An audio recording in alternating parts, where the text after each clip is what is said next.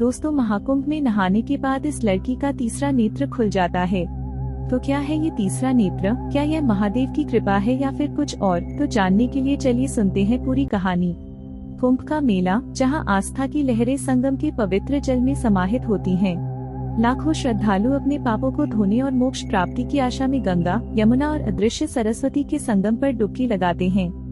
लेकिन इस बार के कुंभ में कुछ अजीब घटित होने वाला था, ऐसा कुछ जो लोगों के विश्वास को हिलाकर रख देगा।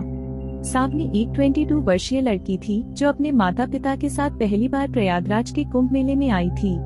भीड़ का शोर, साधुओं की मंत्रोच्चारण, गंगा की लहरें, सब कुछ उसके लिए नया और अद्भुत था। लेकिन उसे एक अजीब सा एहसास हो रहा था, जैसे कोई अनदेखी शक्ति उसे पुकार रही हो। रात के समय जब सावनी अपने टेंट में सो रही थी, उसे एक सपना आया। उसने खुद को एक विशाल काले शिवलिंग के सामने खड़ा पाया। चारों ओर अंधेरा था, केवल शिवलिंग पर जल रही अग्नि उसे रोशन कर रही थी। तभी अचानक शिवलिंग पर एक आंख खुली, तीसरी आंख, और उसी क्षण सावनी की आंखें खुल गईं। वो हाँफ रही थी, उसके माथे पर पसीना था। क्या हुआ बेटी? माँ ने घबराकर पूछा। कुछ नहीं माँ, बस एक सपना था। सावनी ने खुद को संयत किया, लेकिन उसका मन विचलित था। अगली सुबह लाखों श्रद्धालुओं के साथ सावनी भी गंगा स्नान के लिए पहुंची। जैसे ही उसने गंगा जल में पहला डुबकी लगाई, उसके कानों में एक अजीब सी आवाज गूंजने लगी। समय आ गया है, सत्य प्रकट होने वाला है। सावनी घबरा गई, लेकिन उसने इसे केवल अपना भ्रम समझा। दूसरी डुबकी लगाते ही उसे लगा कि कोई शक्ति उसके माथे को छू रही है। तीसरी डुबकी के बाद जब वह पानी से बाहर आई तो उसके माथे पर कुछ अजीब था। लोग उसे घूर रहे थे।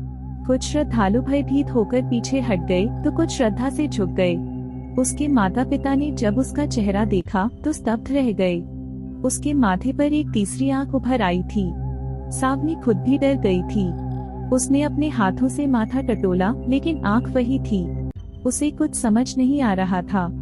तभी एक तांत्रिक साधु उसके पास आया।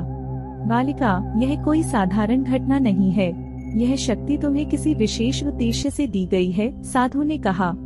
लेकिन यह कैसे संभव है? सावनी घबराई हुई थी। क्या तुम्हें कोई सपना आया था? साधु ने पूछा। सावनी ने अपने सपने के बारे में बताया तो साधु गहरी सोच में पड़ गया। यह कोई सामान्य सपना नहीं था, यह स्वयं महादेव का संकेत है। लेकिन ध्यान रहे, यह शक्ति जितनी वरदान है उतनी ही अभिशाप भी बन सकती है। सावनी को एहसास हो गया कि उसके जीवन में कुछ बहुत बड़ा बदलने वाला था। उस दिन के बाद सावनी जब भी किसी को देखती, उसकी तीसरी आंख से उसके अतीत और भविष्य की झलकियां दिखने लगती।